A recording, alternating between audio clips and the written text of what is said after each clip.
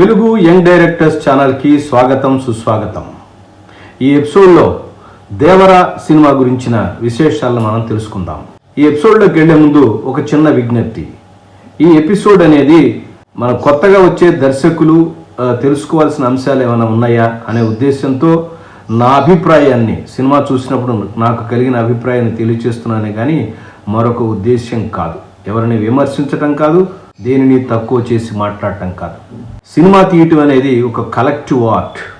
అంటే దాదాపుగా 24 పైచిలుకు క్రాఫ్ట్లు అందరూ కలిసి, ఆ టెక్నీషియన్స్ అందరూ కలిసి రాత్రింబగళ్ళు కష్టపడి దాదాపుగా ఒక 3 నెలల నుంచి 6 నెలలు చిన్న సినిమా అయితే, పెద్ద సినిమా అయితే ఇప్పుడు దేవర లాంటి సినిమా అయితే 6 ఏళ్ల నుంచి వెయిట్ చేస్తున్నారు ప్రేక్షకులు.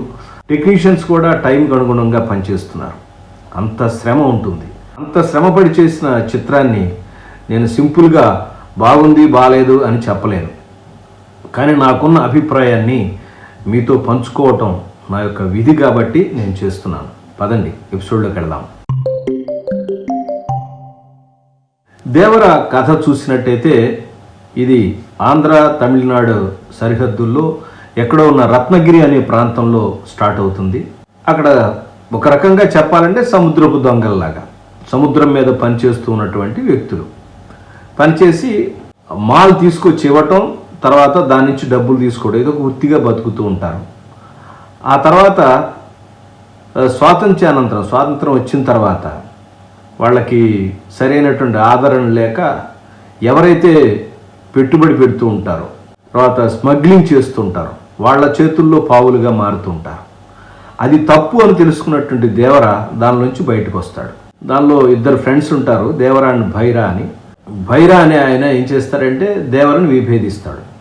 వీళ్ళిద్దరికి మధ్య క్లాష్ స్టార్ట్ అవుతుంది, కాన్ఫ్లిక్ట్ స్టార్ట్ అవుతుంది. ఒకడు చెయ్యాలి ఉండాలని, వద్దు ఇది తప్పు మన జీవితాలను పాడు చేస్తుంది అని వస్తుంది. అక్కడి నుంచి తయారైన కథే ఇది. నేను కథ అంటానికి నా మనసు ఒప్పట్లేదు. ఇది గాథ, దేవర గాథ. అందుకే ప్రేక్షకులకి బాధ మిగిల్చింది. మొట్టమొదట మనం దర్శకుడు తెలుసుకోవాల్సింది, ఇంతకుముందు మన ఎపిసోడ్లో కూడా చెప్పినట్టు నా జ్ఞాపకం, ఒక దర్శకుడు ఒక కథని ఎంతవరకు చెప్పాలి, ఎంతవరకు చెప్పకూడదు, లేదా ఏ విషయాన్ని చూపించాలి తెర మీద, ఏది చూపించకూడదు అనేది చాలా ఇంపార్టెంట్ అయిన విషయం. కథని డెవలప్ చేస్తున్నప్పుడు మనకి కథ యొక్క పూర్వం అంటే ఏం జరిగింది అనేది రాసుకున్నప్పుడు, బ్యాక్ స్టోరీ రాసుకున్నప్పుడు, లేదా క్యారెక్టర్ రాసుకున్నప్పుడు, క్యారెక్టర్ యొక్క బయోగ్రఫీ రాసుకున్నప్పుడు చాలా విషయాలు రాసుకుంటాం. ఎక్కడో వాళ్ళ తాతల తండ్రులు పుట్టినప్పటి నుంచి రాసుకుంటాం. అవన్నీ సీన్లుగా మార్చేసి అద్భుతమైన బ్యాక్ డ్రాప్ తీసేసి సినిమా అంతా చూపించక్కర్లేదు. ఇదే ఇక్కడ జరిగింది. దాదాపు 15 నిమిషాల సినిమా జరుగుతూ ఉంటుంది. ఒక ఇన్వెస్టిగేటివ్ ఆఫీసర్ వస్తాడు, అజయ్ పాత్ర వేశాడు అతను. 15 నిమిషాల సినిమాలో ఏం చెప్తారు? ఇదే విచిత్రం. ఇదే ఈ సినిమాలో బోరు కొట్టడం అంటే అదంతా చూపించక్కర్లేదు, ఒక చిన్న సీన్తో సరిపోయేది. అంటే ఒక చిన్న ఇన్ఫర్మేషన్తో ఇవ్వటం.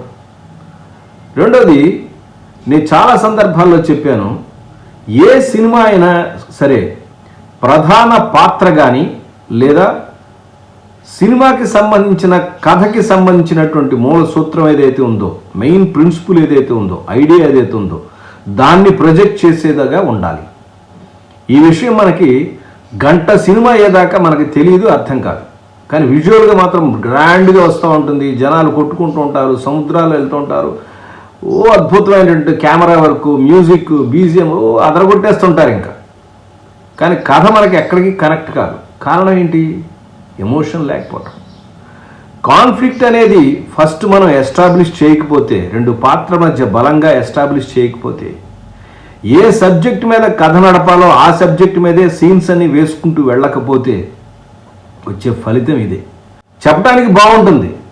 మనం అనగనగా ఒక కథ, ధీరుడి కథ చెప్పినట్టుగా అనగనగా ఒక దేవర కథ చెప్తూ ఉంటే ఒక 2 రోజులు 3 రోజులు 4 రోజులు ఎన్ని రోజులని చెప్పుకోవచ్చు, హ్యాపీగా వింటూ ఉంటారు సరదాగా. కానీ సినిమాగా చూడొచ్చేసరికి ఒక 3 గంటలు 2.5 గంటల్లో సినిమా మొత్తం చెప్పాలి. మరొక అంశం ఏంటంటే రాజమౌళి అంటించినటువంటి దరిద్రం ఇది. అంటే ఎంత మాట అన్నారేంటి సార్? ఆయన ఏం చేశాడు? ఆయన ఏదో బాహుబలి సినిమా తీసుకుని ఎక్సెస్ ఆఫ్ మెటీరియల్ వచ్చేస్తే దాన్ని ఏం చేస్తే బాగుంటుందని చెప్పి మళ్ళీ ఆలోచన చేస్తే ఇంత అద్భుతంగా చేసిన దాన్ని మనం వదులుకుంటే మనకి పెట్టుబడి దండగా అనుకుని దాన్ని వదిలి ఫస్ట్ హాఫ్ వరకు ఏదో కట్టప్ప బాహుబలిని ఎందుకు పొడిచాడు చిన్న సీన్ వేసి దానికి ఇంట్రెస్టింగ్గా తీసుకుని దేశం అంతా ఒక చర్చగా చేసి ఆ రెండో పార్ట్లో మిగిలిన సీన్లు కథని అల్లుకుని దాదాపుగా 1 సంవత్సరం 2 ఏళ్ళు కథ మళ్ళీ కొత్త కథ అల్లుకుని పార్ట్ 2 తీశాడు ఆయన. సరే, ఆయన పద్ధతి, ఆయన ఫస్ట్ టైం అట్లా చేశాడు కాబట్టి వర్కౌట్ అయిపోయింది. అక్కడి నుంచి మన దర్శకులు ఏం చేశారంటే సినిమాల కథలు సింపుల్గా తీయటం వదిలేసి పాన్ ఇండియా అని ఒక దరిద్రం పట్టుకున్నారు. రెండో పాయింట్, ఇది పార్ట్ 1 పార్ట్ 2. ఇదేమైనా సీరియల్సా అండి? ఒక ఎపిసోడ్ ఇవాళ మరొక ఎపిసోడ్ రెండో రోజు. సీరియల్స్ నేను తక్కువ పడుతున్నాను అనుకోకండి. సీరియల్ కూడా ఇవాళ వచ్చింది చూస్తే ఆ సస్పెన్స్ మరుసటి రోజుకే ఉంటుంది. ఒకవేళ నీ సస్పెన్స్ సినిమాలో క్రియేట్ చేస్తే ఎన్నేళ్ళు మళ్ళీ ఒక 6 ఏళ్ళు సస్పెన్స్ పడి ఉండాలా? ఇవాళ అంత ఆడియన్స్ రిటెన్షన్ ఉందా? ఇవాళ బాగుంటే చూస్తారు, లేకపోతే స్కిప్ అయిపోతున్నారు. సినిమా అయినా అంతే అలాగే అవుతున్నారు. సినిమా బాగుంటే సినిమా థియేటర్లకు వస్తారు, లేకపోతే చూడరు. కానీ ఈ ఎపిసోడిక్గా పార్ట్ 1 పార్ట్ 2 అనేది తెలుగు సినిమా ఇండస్ట్రీకి ఆత్మహత్యా సదృశ్యమైనటువంటి పాయింట్. ఇది ఎంత తొందరగా దర్శకులు వదిలేసి ఒక 3 గంటలు 2 గంటలన్నర కథలో లేదా 2 గంటలన్నర సినిమాని ఈజీగా సింపుల్గా ఒక 2-3 అవర్స్లో చెప్పగలటం మళ్ళీ మొదట్లోకి వస్తే కానీ మళ్ళీ తెలుగు సినిమా గాడిలోకి పడదు. తర్వాత ఈ సినిమాలో నేను గమనించినటువంటి మరొక అంశం ఏంటంటే హీరోయిన్ పాత్ర. మొన్నే నేరము శిక్ష గురించి చెప్తూ ఆదుర్తి సుబ్బారావు గారు, కె విశ్వనాథ్ గారు చెప్తూ మన ప్రేక్షకులకు కూడా చెప్పాను. స్త్రీ పాత్రలని చాలా సింపుల్గా 5 సీన్లు అండి హీరోయిన్కి. శ్రీదేవి కూతురని అదే అని ఇదని బిల్డప్ ఇచ్చి 6 సంవత్సరాలు బుర్ర తినేసేసి 5 అంటే 5 సీన్లు 6 సీన్లు ఒక పాట పెడతారా? పోనీ ఆ సీన్లు ఏమైనా సినిమా క్యారెక్టర్కి పనికొచ్చి ఉన్నాయా? ఆ అమ్మాయికి ఒక క్యారెక్టర్ ఉంటుందా? ఆ క్యారెక్టరైజేషన్ ఎంత అసహ్యంగా ఉంటుందో తెలుసా? ఆమె మాట్లాడే మాట చాలా అసభ్యకరంగా ఉంటుంది. నాకు మగాడు కావాలి, ఉప్పొంగాలంట. ఉప్పొంగడం ఏంటండి? అసలు ఒకసారి కాదు 3 సార్లు అంటుంది. పోనీ ఈవిడేయాలి అనుకుంటే ఆ చుట్టూ ఉన్న ఫ్రెండ్స్ క్యారెక్టర్ కూడా అట్లా దరిద్రమైన క్యారెక్టర్లే. అది కామెడీ అనుకున్నారా, సరదా అనుకున్నారా? ఆ సరదా ఏంటండి? అంటే వాళ్ళ యొక్క ఆలోచన విధానం అట్లా ఉంది. ఏ స్త్రీ పాత్రకి సరైన వ్యక్తిత్వం లేకపోవడం, స్త్రీల మీద గౌరవం లేదు అని తెలుసుకోవడానికి ఇది ఒక నిదర్శనం అనిపిస్తూ ఉంటుంది. నేను చాలా సందర్భాల్లో చెప్పాను, స్త్రీ పాత్రను నెగ్లెక్ట్ చేస్తే, వాటిని కనుక ప్యాసివ్గా చేస్తే, వాటిని దరిద్రంగా చిత్రిస్తే ఆ సినిమా సగం సక్సెస్ అక్కడ చచ్చిపోయినట్టే అని అర్థం. శ్రీదేవి కూతురు యొక్క యాక్టింగ్ టాలెంట్ని, ఆమె అందరి చందాలని, డాన్సింగ్ టాలెంట్ చూద్దామని వచ్చినటువంటి ప్రేక్షకులు ఏమైపోతారండి? 5 సీన్ల 3 గంటల సినిమాలో హీరోయిన్కి ఒక మేల్ క్యారెక్టర్ ఉంటుంది. తల్లిని ఏదో మాట అంతా కాలుతో ఎడంకాలుతో తంతుంది. తల్లిని అనే క్యారెక్టర్.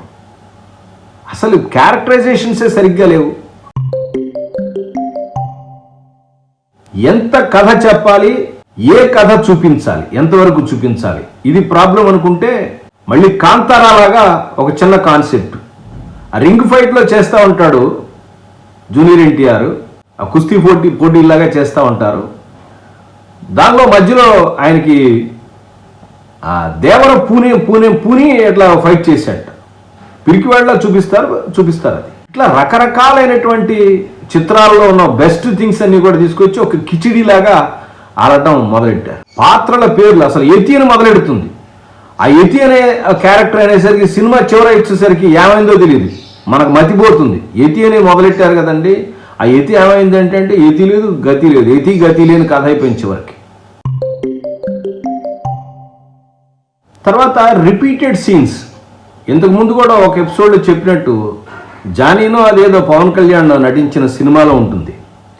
ఒకసారి సినిమా థియేటర్ దగ్గర అడిగితే ఒక ఆయన ఇట్లాగన్నాడు, ఏముందండి ఆ సినిమాలో, హీరో ఫైట్ చేస్తాడు, హీరోయిన్కి హాస్పిటల్లో డబ్బులు కడతాడు. ఇది కూడా అట్లాగే ఉంటుంది.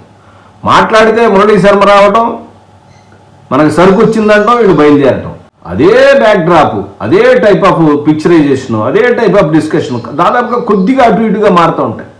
సీరియస్గా డైలాగులు మాత్రం క్యారెక్టర్స్ కొడతా ఉంటాయి, వెళ్తూ ఉంటాయి. బ్యాక్గ్రౌండ్లో ప్రకాష్ రాజ్ ఏదేదో చెప్తూ ఉంటాడు కథ. కనెక్ట్ గారి కథ నువ్వు ఎంతసేపు చెబితే వింటారా నాయన? ప్రేక్షకులు కనెక్ట్ అయితే నువ్వు వెనకాల ఏం చెప్పక్కర్లా, అలా సీన్ బై సీన్ అలా ఇన్వాల్వ్ అయిపోతూ ఉంటారు. ప్రేక్షకుల ఇన్వాల్వ్మెంటే ఈ సినిమాలో లేనప్పుడు ఏం చేస్తారు? పోనీ అదేదో పాట చూపించారు, దావూది దావూది ఆ పాట లేనే లేదు. ఈ ఆయుధ పూజ సెంటిమెంట్ ఏదో పెట్టారు ఊర్ల మధ్య సెంటిమెంట్లో, అది ఎన్నిసార్లు చూసాం? కలిసి ఉందానరా ఆ సినిమాలో ఈ సినిమాలో ఎన్నిసార్లు 3 సినిమాల్లో ఉన్నాయి ఇట్లాంటివి. అదే కొంచెం మార్చారు, జనాలు పెట్టుకొచ్చారు. ఆ ఫైటింగ్ రింగ్ ఫైట్ చూస్తే మాత్రం హనుమాన్ సినిమా మనకు జ్ఞాపకం రాకుండా ఉండదు. 4 గ్రామాలు ఉన్నాయనుకోండి, ఒక్కొక్క గ్రామం నుంచి ఇద్దరు, అంటే 4 రోజులు 8 మంది కొట్టుకోవాలి ఫైట్, అంటే ఒక పెద్ద ఫైట్. మాట్లాడితే సముద్రం, మీరు చూడండి బిగినింగ్లో వచ్చే సముద్రం సముద్రం మీదకి వెళ్ళినప్పుడు ఆ ట్యాంకర్ల మధ్యలో వచ్చేదానికి బిగినింగ్లో వచ్చే రెండు ఒకే రకంగా ఉంటాయి. విజువల్గా ఒకే రకంగా ఉంది, కంటెంట్ పరంగా ఒకటి ఉంది, చూపించేది ఒకే రకంగా ఉంది, అన్నీ ఒకే చూసిందే మళ్ళీ చూస్తున్నాడు, అందుకే బోర్ ఫీల్ అయ్యారు.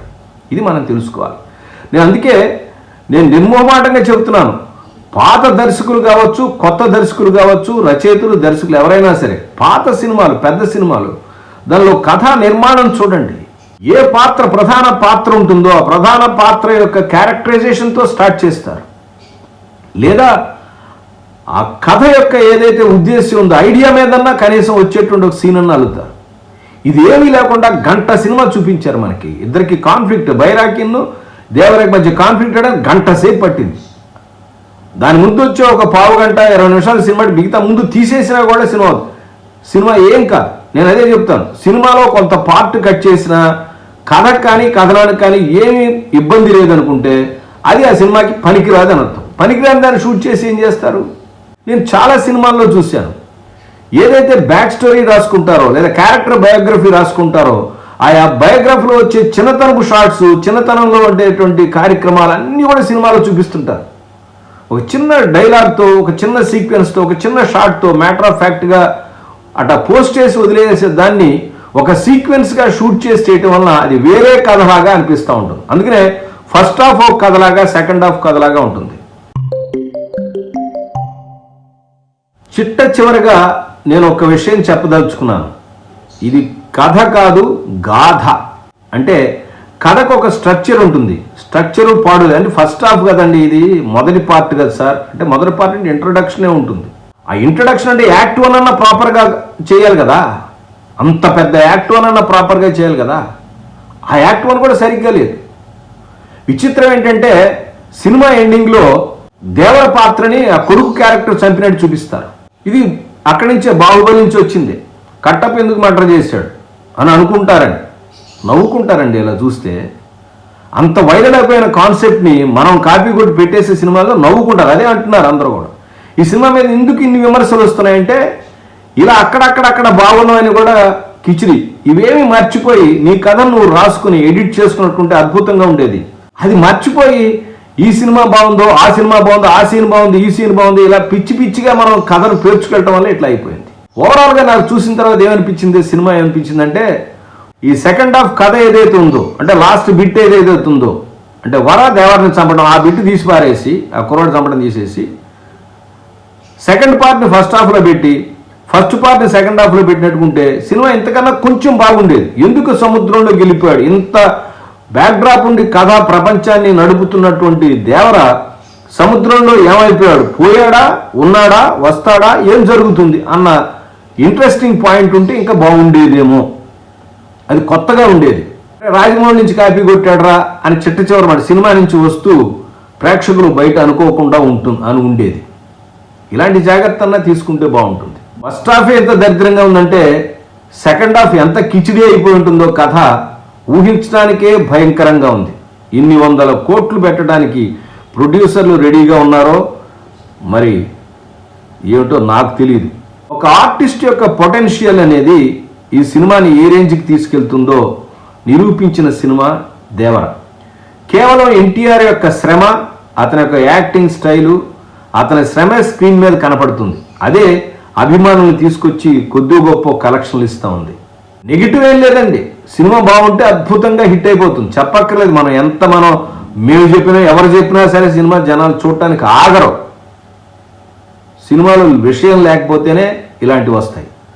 మంచి సినిమాలు, కంటెంట్ ఉన్న సినిమాలు, స్ట్రక్చర్లో సినిమాలు మనకేం తప్పు లేదండి. తెలియకపోతే నేర్చుకోవడంలో తప్పే ఉందండి.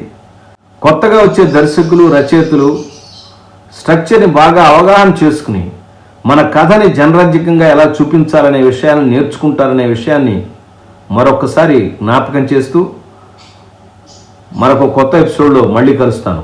నమస్కారం.